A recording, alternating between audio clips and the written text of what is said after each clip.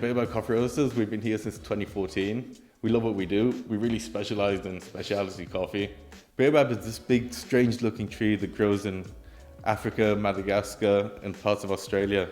It's a really big tree, and some of them can live up to be 3,000 years old. I grew up in Kenya in East Africa where there was quite a few baobab trees, so I grew up seeing them. When I went to Madagascar, I saw them. And I was only just fascinated by the tree. And when we were coming up with a name, we wanted something to do with the African heritage because there's lots of beautiful coffees that grow in Africa. And we wanted to associate with that.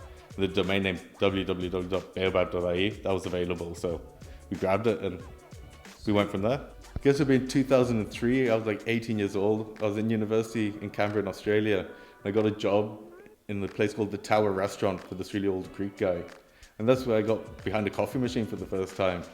I even remember making the first one, feeling bad for the guy I was making it with because it was such a terribly made cappuccino.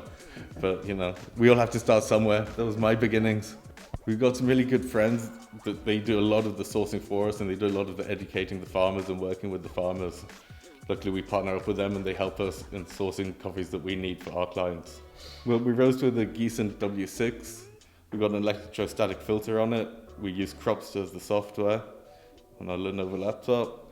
And then we've got a little Probat sample roaster here where we can do lots of the investigative cuppings. My favorite way to start the morning is to have an espresso, put another espresso on top of it. You grab a nice cold bottle of San Pellegrino water from the fridge, and that's a good way to get you going in the mornings. It rehydrates you and motivates you. And so 10 years ago when I moved to Ireland, I saw the coffee scene really needed to develop, the whole industry needed to grow and be pointed in the right direction. Lots of people were serving terrible coffee. And I just wanted to be one of those people that change the way people were looking at coffee and brewing their coffee and just have a better experience and doing cool things with coffee. It's such a cool industry. I mean, it's grown dramatically, it's feeding thousands of people around the world, and it's great business. So I'd really like to spread the word positively about it.